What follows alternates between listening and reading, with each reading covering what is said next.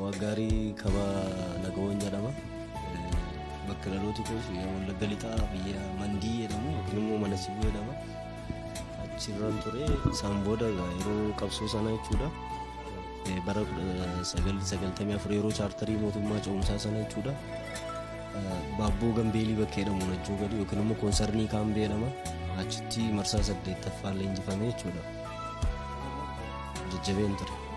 Isaan booda erga qabsoofne booda gara meexxii jedhamu yookiin immoo Dambidolloo meexxii achitti dirree leenjisaa yookiin immoo dirree xiyyaaraa jedhamuun jira. Achi sana ture. Kan leenjisee Gajoo Ayyaanaa fi Dheeressaa jedhamu. Doorii kan jedhamu jira.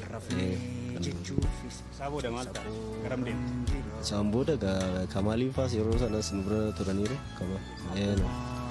Isaan booda lolli yeroo chaartarii Finfinnee jarri keenya deemanii wombarii adda bilisummaa Oromoo fi teessoo walii galuu didanii akka isaan faffaca'an sana yeroo sanatti abbaa caalaanii ijoolleen jajjabee nuti jechuudha bijjiitii irratti eegaa turre yaattee nooraa bijjiitii jedhamutti jechuudha. Illollaa jartiin akka isheen nutti hin seennee gaafa jennu dhiisaa lolinaa jedhee hagamaa jiruusa jalatti dhuftee mishiggiin urra jalatti qotteetti daannoo jechuudha. Isaan booda dhiisnee seennee karaa tajjoolalii kanaan lolli jarri qabame. Utuma lolluu Daawud Ibsaa Ayyaanaa yeroo sana nu duukaa jira.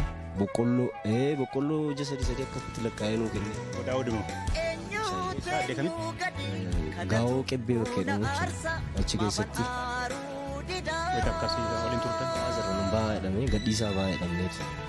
Karaa nutti dhuftetti lolaama baanee Saawuliin Gidaamii keessa baanee gara Yaabusii kanaan baaneetu oliin gara Dambidolloo jalaan karaa waa'ee oliin deemnes dhumarratti hadhaa miillatti nabee jechuudha.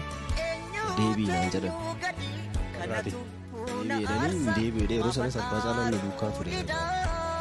Abbaa caalaa fi obbo Daawud waliin turan? Yeroo sana nuuma duukaa jajjabee waliin turan jechuudha yeroo sana. Tajjoo jechuudha. To'atanillee? Waanas jechuudha. Isaan karaa ergiin dadhabee booda isaan karaa sana gaafa deemaniin waraana biraa waliin Sudaanii seenu. Isaan jechuun biyyatti hafaniitu hin ta'in isaan karaa Keeniyaa kana ba'uun hafne yeroo sana jechuudha. Sudaan seente? Sudaaniin seenee Sudaanii akkan seeneen jechuun waajjirri jaragaa kan adda bilisummaa Oromoo durattis immoo dabaazinii sana turreerra seenees beekaa. Maalajaa Kaambii jedhama. Bishaan Abbayyaa sun inuma biradha. Achumaanti kan itti dhiqannus jechumadha. Kan itti barannus jechumadha.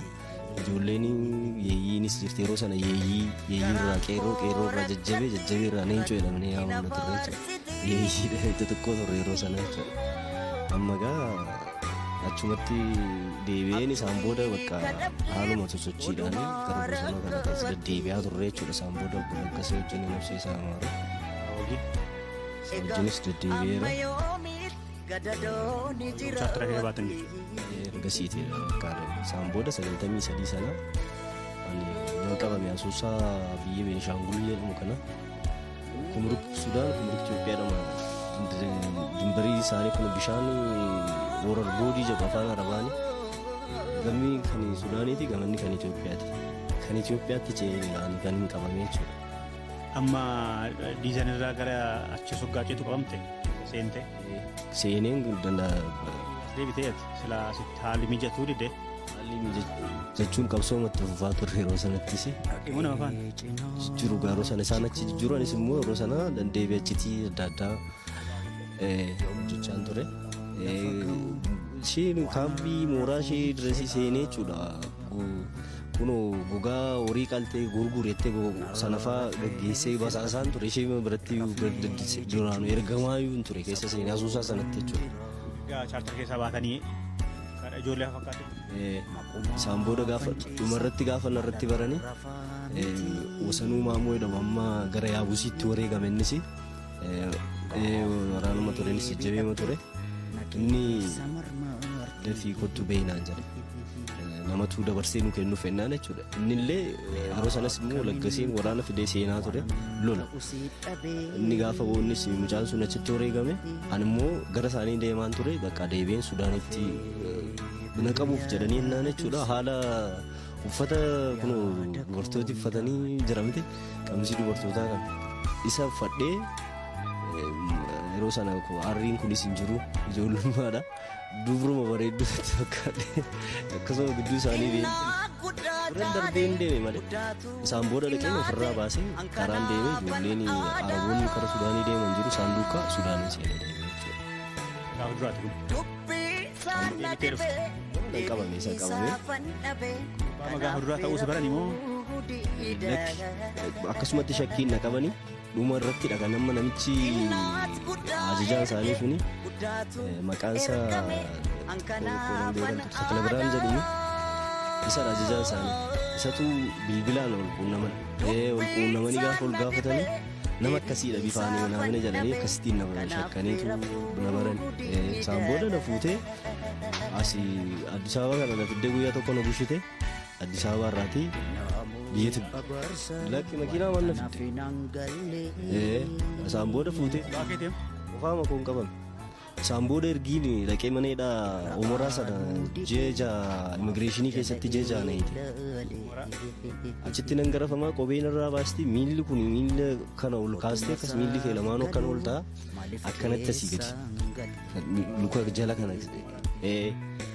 akka jirutti bakka ammallee fayyee malee buqqaadha bakka jallisaa jechuudha isaan booda jeeja booda fuuteetu shiree ummaa jaree jedhamu jira ummaa jarii sanatti shiree Indaasillaasee shiree Shiraaroo jedhamu jira isaan booda adda nabriitii jedhamu jira adda nabriit addaaroo addaa garaa jedhameetu shiree Shiraaroo seenama adda nabriitii sana irrattidha kan isheen leetu maniidha akkamii jira itti fakkaate naannoo hadhee kan hidhamee jiru fanjiidhaan hidhamee jira shuboodhaan jechuudha maniidhaa sana keessa gaafa deemu jaalloon baay'ee babbaan wareegaa jirti jedhe garuu ergiin seenaan torbee tokkoon guunnee nama sadii na biraati ijoolleen sun ijoollee baaleedha sadanuu fuutee yeroo isheen halkan karaa horaa sana ni ilaalaa ija kana hiiteetti akka isheen bakka ajjeesuuf fuutees bareera waan tokko gochuun danda'u hidhameen jiraanis makaraa irra hin jira jarittiin sun badda amma zartuunee jedhamtu tokkos immoo isheen jajjabee turte asirratti jaalli Daawud Ibsaa ayyaanaan mataan isaa hin beekaa duuriin fa'aa hin beekuun sirrii matti jechuudha zartuun jechuun maqaan ishee sirrii Aannanee jedhamti ishee fa'aa halkan dhiyee keessa sa'aatii 7tti fuudhanii kan isaan ajjeesan jechuudha. Ijoollee kana bakka ishii sigaa akkuma kana argatan natti fakkaata. Wareegaman kana maqaa isaanii beektaa? Wareegame sana jechuun torbee gintaaga yeroo dhufe ishii sana qofa maqaa beeka malee maqaa isaanii hin beeku ammoo warra jiran keessaa mataasaa manniidhaa kan koo qofaa waan ta'eef iji koo kun amma aduu kana akkas jedheen ilaalu ijuma nargu dhuguma siin jechaa jira maaliif aduu argee hin beeku jechuma dukkana keessan ture jechuudha hin fiduu halkan fuudhanii deemu bakka isaan itti ajjeesan hin beektu dhumarratti garuu warri amma afan kana keessaati maqaa nama sadii ni yaadadha akka gaariitti waliin beeku warri wareegaman kun bara kamidha warri wareegaman kun yeroo 94 seenu keessadha 94 keessadha kan isaan ajjeefaman jechuudha maal ijoollee baaleedha manniidha akkuma kanatti walitti dhiyoo ta'eetu hin dhaga'ama waan isaan achi keessaa haasa'an anis walitti naasofna garuu waliin beennu waliin qoran bifaan waliin beennu malee dukkana waan ta'eef jechuudha adda aanan qofaa matti na keessa maaliif xiqqoo gamsiisaan ture jajjabeessin ture qaamni koo akka kana miti warri na beeku hin beekaa jechuudha qaama akkasumatti na arganii na baqatu ture matareessi akkasitti baadheen fiigan ture warri na beekan warri dhaaba keessa turan ammallee warri na beekan hin beeku. Waliin turte hoggana kee amma jaal Daawud faana ture jechuun Daawudiin fa'aa isaan yeroo sanatti jajaadhaan eegamu waardiyaanis ijoollee jajjabee keenyadha jechuudha. Abbaa Caalaas gara ji'a sadii akkamii mataan koo waardiyaa ta'eera jechuudha eegaan ture jechuudha bosona sana keessatti jechuudha. Dachaatuudha maqaan koo yeroo sanatti dachaatu jedhanii dachaatu miila tokkeedhaan na yaamu jechuudha amma hin fakkaadhu samma jechuudha yeroo sana amma kunoo maneedhaa akkasuma qaamni baay'ee elektiriikiidhaan kunoo gurra kanatti elektiriikii na keessi warra amma sadii moo nama 4 jette kan haadha argite nama 4 halkan ishii amma zartuunee sana sa'aatii 7 keessaa sa'aatii 7tti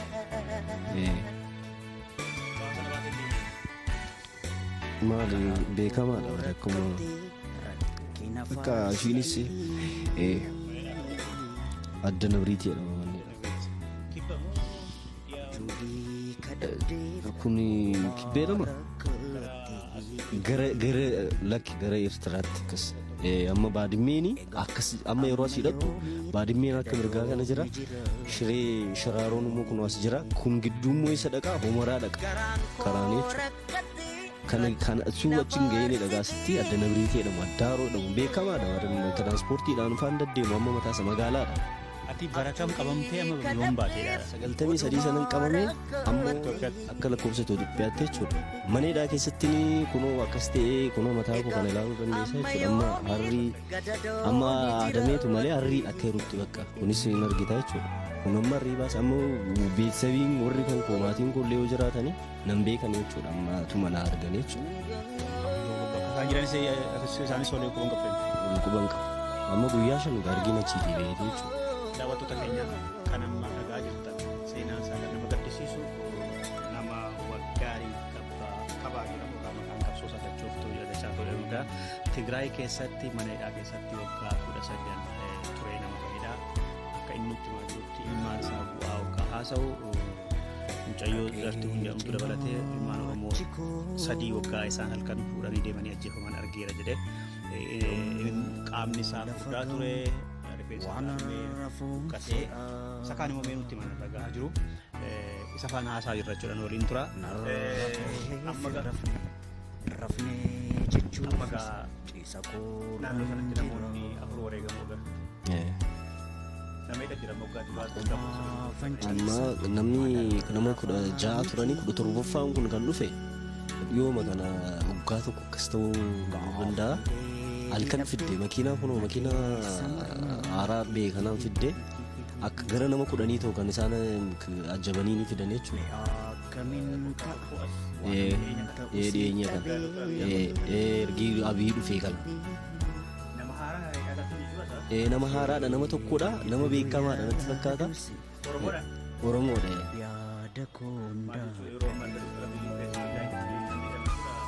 Fidani gaa amma affananii fidani.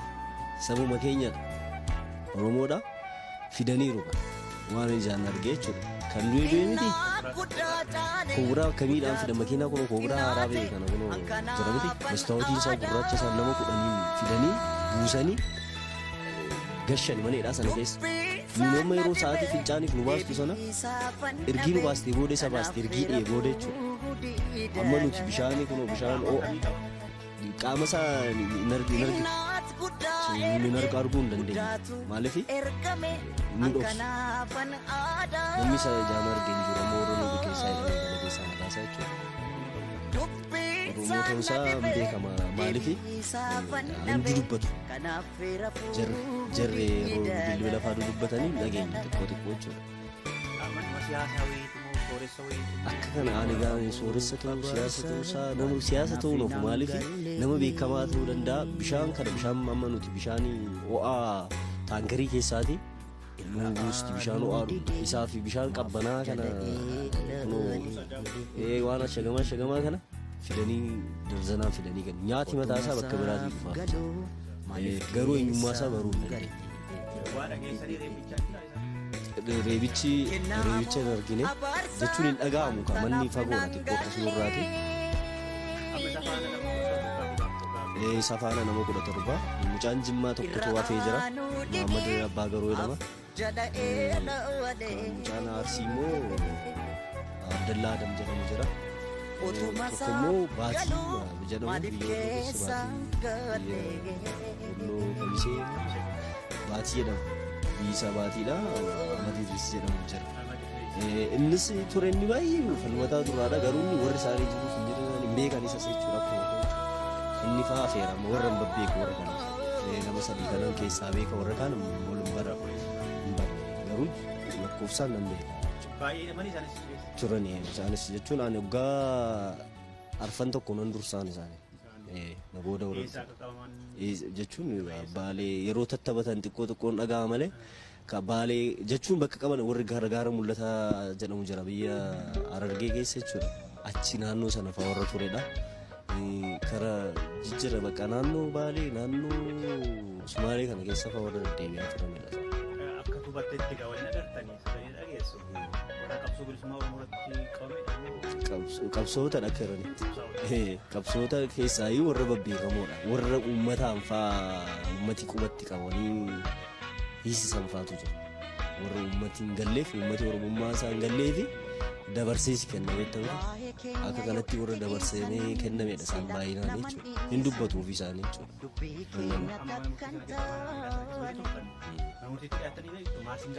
Mana murtii hin jiru ofiima isaanii dhufanii jechuun akkamiin jijjiiramteetta moo badeera moo balleessitanii aboo of keessaa balleessitaniitu maaloodhaan hin jiru. Kanuma bakka waan isaan nu gaafata waan biraan jiru. Manni murtiin hin beeku eessatti beeka manni hidhaa suni ammayyuu jira ammatu dhuguma seerri jiraatee mootummaan miti alaa beekee underground akkamidha sitti fakkaata. Qabbanni isaa si cabsa dhuguman siin jedha. Lakki kun baruma mootummaa kana ijaarame sabuma Oromootti fixuuf kan isheen ijaartedha. Baay'ee dhumeera na durachitti dhugaan siin jedhu gaafan deemee uffata isaan achi keessaa baasanii gubanii si boosisu uffatuma yeroo argitu namni akka irraa du'e hin beektu baasanii beenzinatti naqanii yeroo uffata sana guban waan si gaddisiisu jechuudha. Dhoksaadhaan namni akkasitti ajjeefamu baay'ee natti dhufu jechuun waan namni tu argiteetis itti dhagahama waan hin argineef immoo waan tokko sitti fakkaatu jechuudha.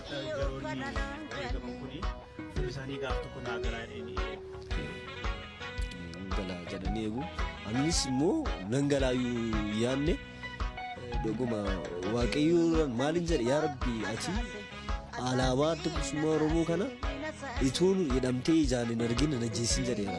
Garuu ishee tokko si dhagaa dhuguma Rabbi immoo dhagaa beektaa maaliif kina kee hin beeka keessa kee hin beeka haadhumnu aduunu malee inni du'e suni bakka gaarii dhaqa garuu eenyummaa isaaf jedhee akka inni du'e saba isaa gabrummaa keessaa baasuuf jedhee akka inni du'e kan namni sabni hin beekuun ilaali maaliif dhossaadhaan du'e utuu falmataa jiru du'e nama sun nyaata kunoo maal inni maqaan isaa Daakrii jedhu kunoo daanoon akkasitti keessatti dhugaan siin jedhu biddeen akkas cabsitee daanoo qaba dhakaansa ilkaansi cabsa. Inni gaa guyyaadhaan kunoo maal guyyaadhaan immoo jira shuroonsaa jechuudha. Raamoon kun akkas keessaadha magaazina keessa waggaa meeqa kan buufamee taa'edha. Isa kana nyaatta biddeen duwwaasaa bishaaniin faayaan biddeen nuti ta'e jechuudha. Ganama daabboo tokko shaayii tokkoon argatta. Bakka kanumaani jiraanne jechuudha achi keessa. Ganama dhaan daabboo tokko si qoratu kana dubbadhu siin jedhu waan ati hin beekne si gaafatu. Maali kan afaan Oromoo beeku jira isaan keessa afaan Oromoo akka maaliitti beeku qubee barreessu jira. Tigiriffas hin dubbata maalummaa isaa maalitti beekta akka Tigiree milikkita addaan qaban. Garuu afaan anamma jechuun qaamni koo bakka amma fincaa'u kana akka gaariitti duratti finyootti ta'ee beestaaliidhaan bishaan keenya gochisiisteetti arguu ilaalus hin dandeessa garuu waan namatti mul'atu illee miti. Fincaan amma yeroo fincaa'u jechuudha guutummaatti fincaan fincaa'u kukkutaan fincaa'a. Amma gurri kun immoo jechuudha kun amma malaadha amma kun malaa callisee qoricha inni hin argu noon argita malaadha callisee malaa maaliif rukuttaadha kun ilkaan kun amma sadafiidhaan sun irratti cabaadha amma nan buqqaasisatti illee hin dandeessu kunis immoo qaadha kun immoo amma lafeen kun cabaadha kun amma tokko sadafiidha kunis qaamni bakka waan baay'ee bakka waan dhiyoo kanatti immoo nama fayyee namatti fakkaata xiqqooshi kun naannoon kun kan jira dhiyoodha kun faamu asiinis kun dudda kanarra jira dhiyoodha kun immoo daawwattoonni keenya arguu danda'u. Kuni suuraan immoo kuni yeroo na reebdu sana cuubeedhaan akkasi gootee kun laphee kun kuni gamma isaanumadha. Kunis kan isheen cuubeedha kun akka yerootti jechuudha. akkanuma akka unatti taphatte akkuma nama raammoo nama keessaa baasu jechuudha akkana gootee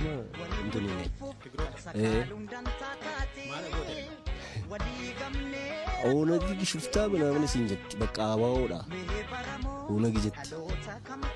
Nama nyaatu itti fakkaanna sabni Oromoo jechuudha. Oromoo taate ati Oromiffa dubbatte taanaan ati abaawoodha bakka.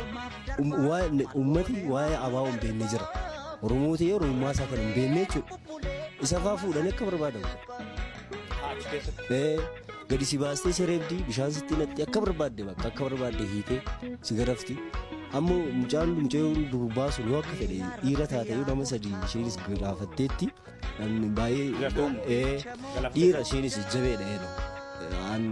Dhiirummaa koo mataasaa ishee biratti dhiira hin jedhamu jechuudha.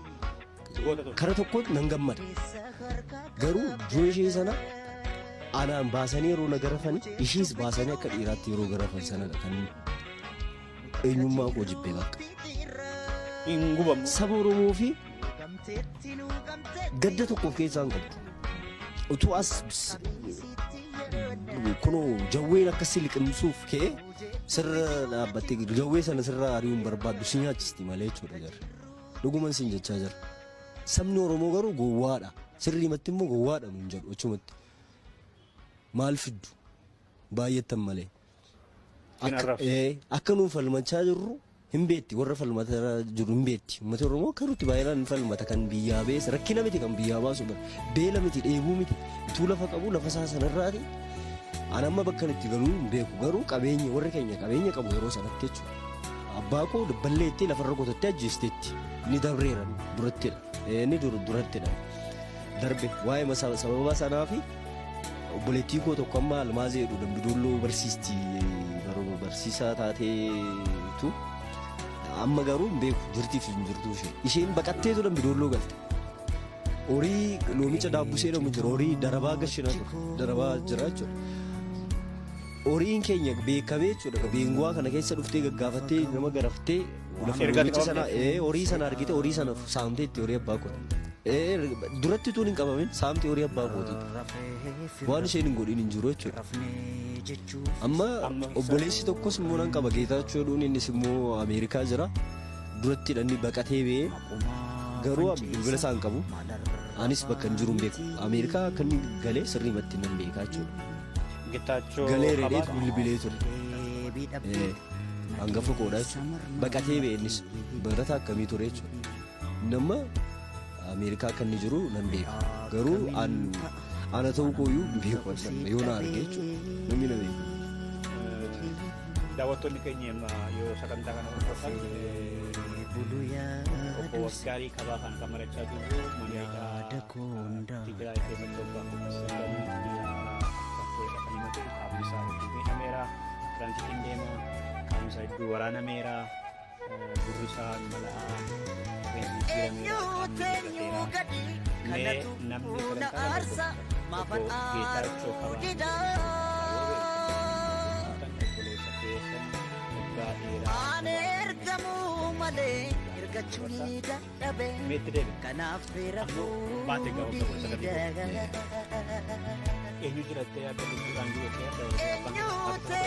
Ati koo jirti turte Buleessa Armee kootiifaa jira inni yeroo sana jejjiru baay'eedha zariin keenya baay'eedha jechuun egaa iddoo isaanis jira iddoo isaa kabaa jedhamus yeroo amanaaf tokkodha iddoo isaa kabaa jedhamus jira dirribee kabaa jedhamu gabaabbaa cannaaruudha mandii jedhamu jechuudha yookiin immoo gabaa facaasee jedhama naannoo keenya sun jechuudha. Nuti egaa warra gomboo jedhamee waamamuudha. Achittis warra laga abbaa kumee jedhanii yaamu laga abbaa kumee jedhamu jira. Suni maqaama warra keenyaan yaamamaa jechuudha. Maqaa warra keenyaati jechuudha. Lagi sunis beekamoodha jechuudha. Mee amma gaarii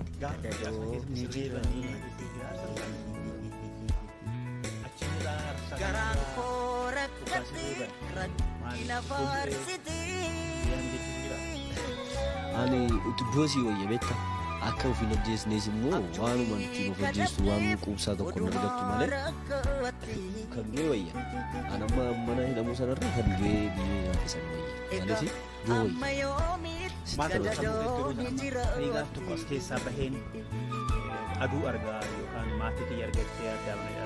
Nan baay'aan. Waggaa 19 waggaa turte. Iyyaan. Nan baamayyuu iyyaan dha of keessatti sun qabu yaaduma akkasii qabu. Akkuma isaan itti na baasan waaqayyoo uummatu keessaa filee na baasee malee na baasuu illee yaada akkasii hin qabu of keessaa jechuudha. Kiraanchii qabattee. Kiraanchiin kuni tokkoffaa miilli kuni amma kuni jechuudha bakka qaamni fincaan fincaa'u kuni na miidhamaadha kuni jechuudha waan na miidhamaa ta'eef inni samaree irraasanii wanni sadafiidha san dura rarreera dhiitameera si sadafiidha kun immoo amma miilli amma kun amma lafa gahuudha jechuudha lafee kuni lafee kanatu nan deemsisu gaafa na akkana jedhu as keessa nooraa maaliif tokkoffaa immoo mana qorichaa baree alaa dargalle kanadha amma daanatti nu agarsiifte kun hundi isaa akkasutti si fayyee maayaraa hin jedhu maan tokko mana yaala kana qofa kana hodhame kana qofa gaafa tortore betta tortoreen naani nan boo'e bakka nama daa'ee kan na ajjeesuu wayyaa muraasni jennaan nadinnaanini ansoolaa jira ansoolaa sana cireeni qallisee cireeni walitti foo'eeni mukatti achi guddaan jira tini keessa sibiila sana keessa baasee gaafa ofitti kaa'u karaa uraa warri ijoolleen achi dhaban arganii iyyan uffanni narraa eeganiitu isaan booda maaliif akkas gooteennaan na jeesaa bakka madaan kun akkasuma ta'e gaafa akkasitti agarsiisu raamoo qabu achuma kan mana waraanaa jira achumatti naafamaniitu maali kan bakka isaan booda qoricha immoo ambiisiidhaa sana naa kennanii bakka isaan booda malee kan biraa bakka biraa kan mana waggaan 19 waggaa turte qaama gaan ji'a tokkotti gisee tokko dhiqanna turre barana garuu ergii mootummaan haaraa kun dhufee hundis quban qabnu bakka televezyiiniin ilaaltu reediyoon hin jiru waanuma itti dhageessu hin qabdu dhiyooma kanadha bishaan ho'aadha bakka isa jeetti gasee tokko dhiqatta turte amma gara waggaa tokko akkas bishaan nurraa dhaabdeetti inni qaba dhuguma siin jechaa bishaan utuu jiru jechuudha bishaan immoo bishaan takkasee maaloo jedhamtu jira yaa'u sana bootteedhaan si'a tokko fidanii kaa'u san booda bakka isuma dhudhaaduma keessa taa'a isuma sii buusanii fidanii sii kennu dhiqachuuf immoo ji'atti kadhattee sayyuu itti boosee jechuudha tazi naannoo dhuftee siin jedhu waan isaanii amma diinota aangotti ba'uu Algi mamni beelladii ammuma kunuun gabaatee agam guyyaa shanaffaa godha.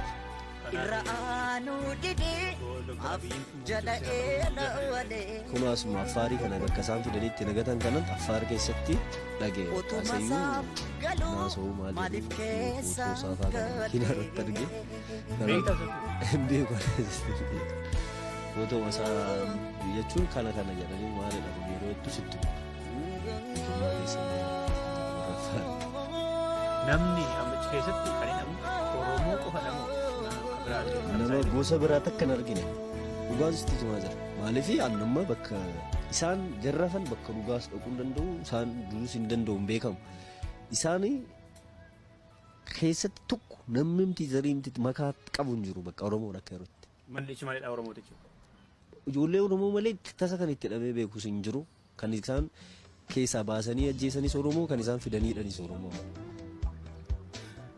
Tarii amma namoonni babbadan hedduudha gara 200 ol kan abaa'uun tarreessee mootummaatti kan ture. Amma akkatti shakkilutti bona dhiinfaa tarii itti naannoo sana argamattee adda jireenya weellisaa. Jechuun eenyu akka ta'e hin beeku garuu namicha amma dhiyoo kana fidan nan shakka.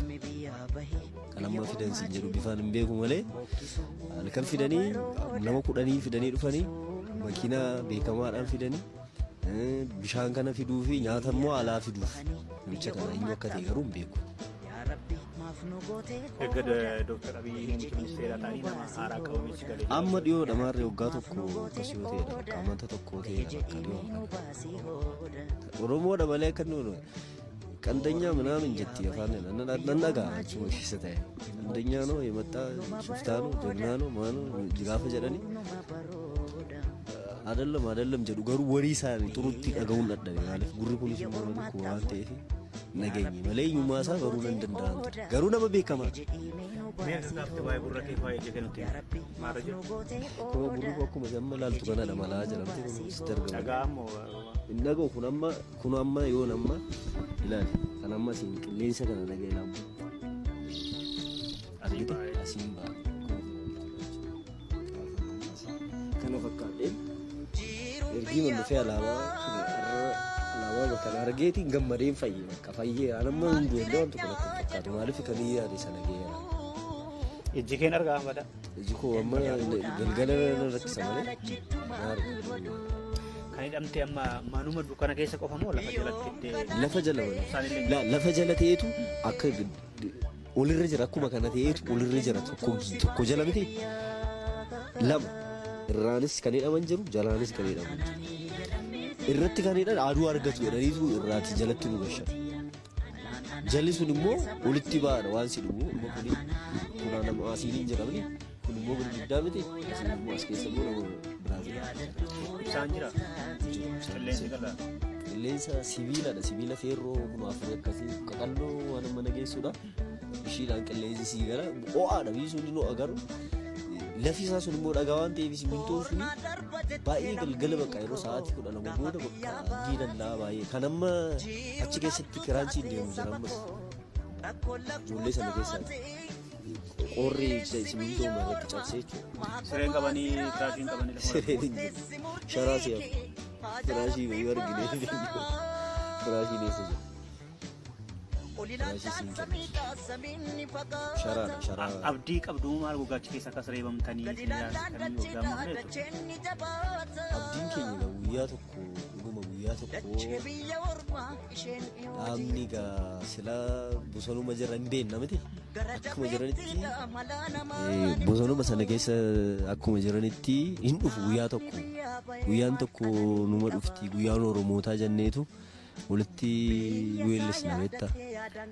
Amma kutaa adda addaatu gaadhamtanii waanta waliin dubbattan amsa waliin dabarsiisan jechuun maal goota waliin dabarsite sigaa walitti dubbachuun jechuun anamma guyyaa bee kana halkan yeroo isheen sa'aatii 8tti na baaste hin bu'an naannoo lafan gaafa bu'anii anis bakka akka jedhaa bakka guyyaan tokko immoo rabbi jedhee alaabaa keessan argitan malee rabbi siin arjiisin jedheen beeku garuu nan du'e deemee malee nan baay'ee yaadne kuma kana amma dhugaanatti fakkaan ergii ma dhufee alaabaa jaalala argee bakka nan fayyada akkamitti si baasan namicha Disha'aatti jedhamu alaafii isaanii jira duraan yeroo qabame hin beeka 93 sana amma dhiyootti yeroo biyya isaanii ilaaluu dhufu achi keessatti na arge mucaan sun amma hidhameera innaan hin duune dhufeetu na gaafate na dubbisee na gaafate anillee wallaaleeraani amma yoo baatee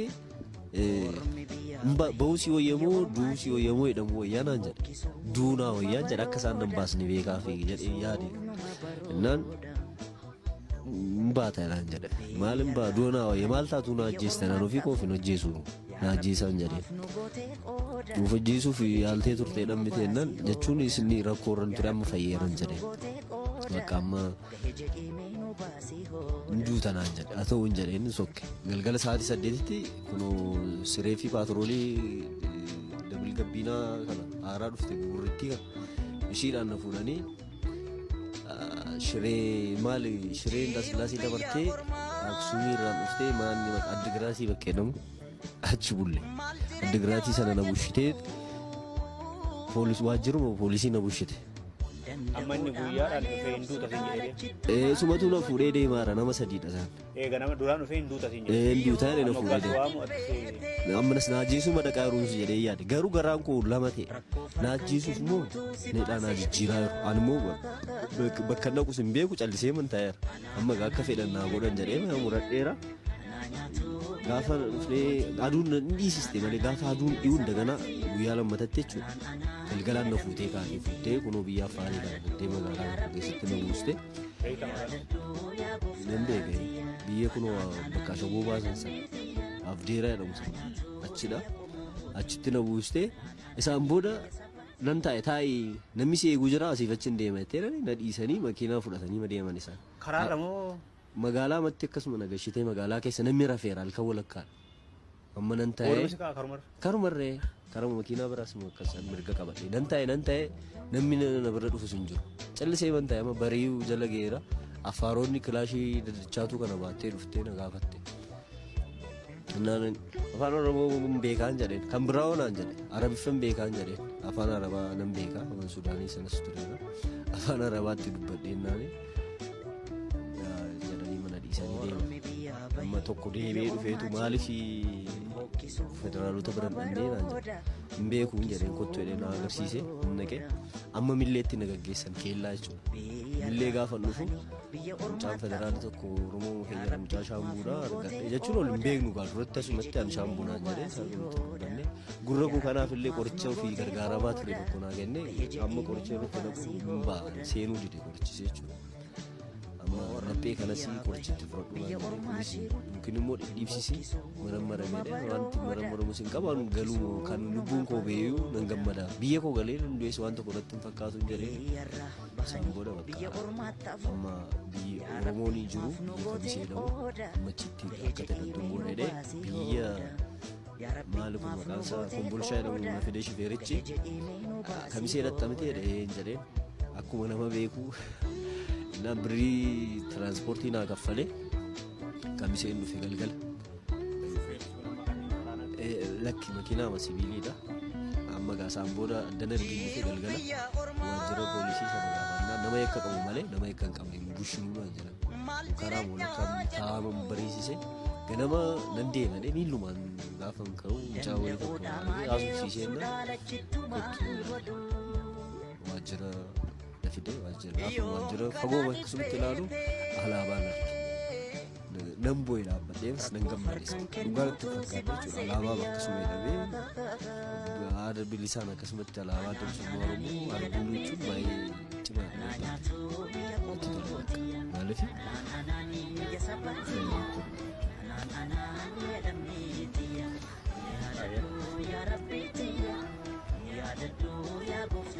Nama lagi ta'e waajjira seentee? Gaafadha waajjira dhufee nan seenee walgahii gaggeessaa jiruuti siyaasa ofsiiseedha mucaa tokko haasofsiisee isaan booda isaanitti himnaan qorabbeedhaan isa bira geessanii inni immoo isaan booda galgalayyuu irbaata sin nyaanne biddeen jedhamu nyaannee hin beekuun ture birriidhaa kennuufi biddeen jechuun waanuma akkasii haala akkasii argitee beektudha jiru yeroo tokko nyaatta bishaan gosi nyaannee bishaan sugee kun nama ta'eera natti toleera amma dhukkubni kun waan tokko natti fakkaachaa jiru maaliif tokkoffaa of argeera warraa fi amma keessi kee maaltu dhaga'ama qalbiin kee onneen koo onneen jirti sira maal taati onneen durii ma jirti garuu fayyinaan ammayyuu qabsaa'uun barbaada. Kanatti gaaf tokko argeen du'ee kanatti jettu alaabaa ture. Arge amma gammachuun argeera ammas immoo yoo rabbi jedhee immoo galee biyyas galee babal'isuu qabna egaa qabsoos akkuma gammachuudha. Gudallee sadarkiinnee bakki dhagaa. Bara sana umuriin kee meeqa ture waggaa? Yeroo sana jechuun dhalooti koo mataa isa bara 66 dhaladhe. Bara biyyooti jedhan sana keessadha. Bara akkasuma jedha biyyooti findaataa jedhu kan hin beeku. Yeroo sana dhaladhe ergasiitii booda waggaa 40 ispoortiin amma ispoortii waan jajjabee tureef akkas cimee qaamni koo garuu akkas hin turre. Kun sirba ture akkasitti.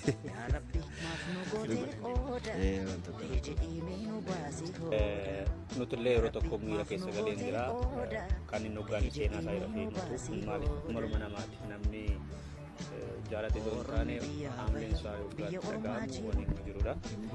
Hansaa garuu kan isa dhaga'ee yookaan namatu kan nama mamsiisu jechuun namni namarratti kana godha kan nama jechisiisu miti baay'ee nama gaddisiisa. Kan mari'achaa jirru waggaarii qabaa faana yookaan maqaan qabsoosaa Dachaatuu kan jedhamudha. Bara 1993 akka lakkoofsa Giiziitti dirree qabsoo irratti dhiyaatti qabamee isaa booda waggaa 11 ji'a 6 gara umaraan turetti umaraatti hidhamee waggaa 18 fi ji'a 6 ammoo mana hidhaa eenyutti maqaan sammaa isa booda addannee buutti biraa keessatti waggaa 18 fi ji'a 6 walumatti waggaa 19 achi tureera. Seenaan amma qaamni isaa hirruudha. Kiraachittiin deemaa gurreen dhaga'uu tokkoon madaahaa agarsiisee jira waan sarara ga'e baay'ee kan nama agarsiisu. Maatii isaallee eessa akka jiraniif lubbuu jiraachuu isaanii kan beekne baansaa akka duraan wareegaman mee egereen kee maal fakkaatu maaliin jiraata amma eessa deemtu?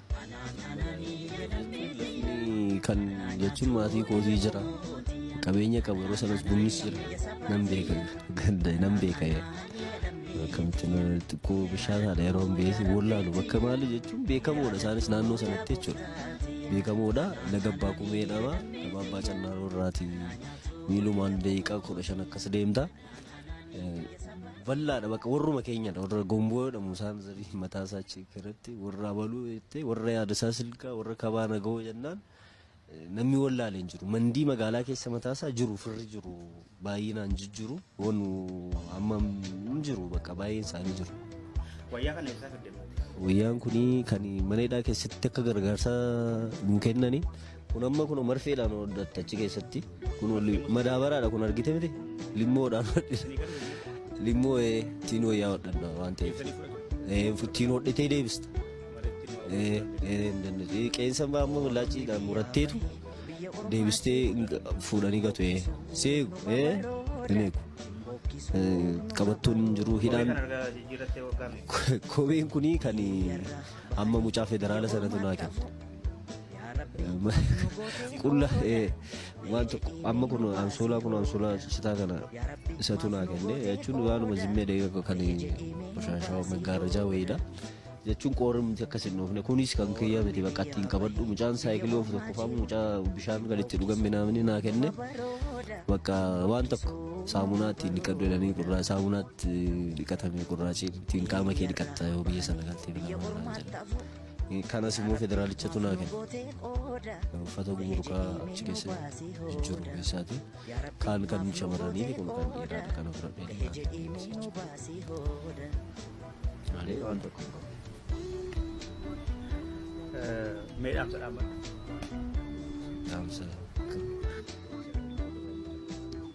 Dhaamsa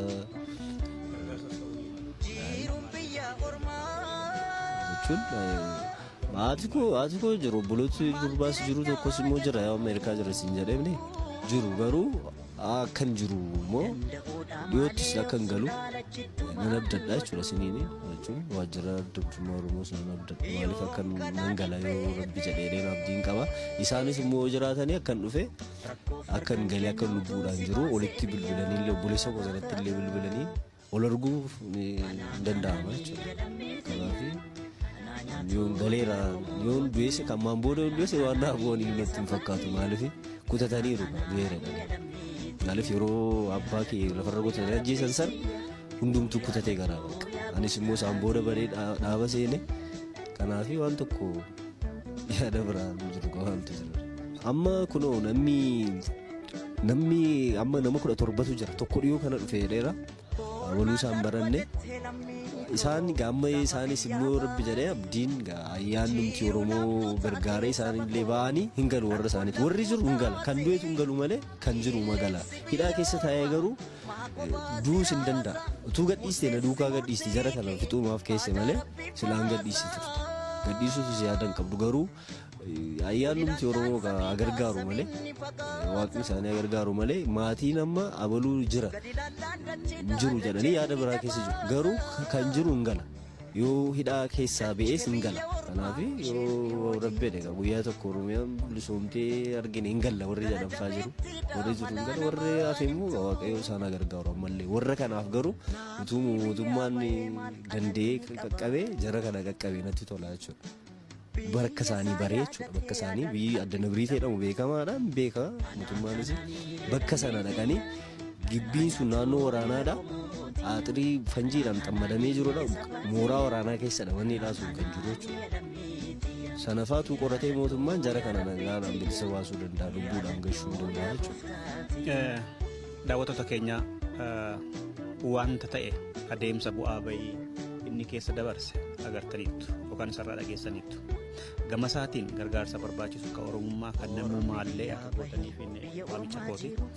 Kabraa akkuma inni amma jedhe meedaa adeemsa jedhamu kana keessa Oromoon hedduun jiru waan ta'eef lakkoofsa Oromoo bakka buuteen isaanii dhibame jedhaman kana otoo mootummaa federaalaa qaqqabee tarii haga tokko baraaruu danda'a waan ta'eef xiyyeeffannaa haa kennamu dhaamsa qabsoon kan lubbuudhaan jiru akkasuma ni gala. Qabsoo bilisummaa Oromootiif ilmaan Oromoo hedduu wareegamaniiru jijjiiramarra bu'ee dhufa jedhamuuf illee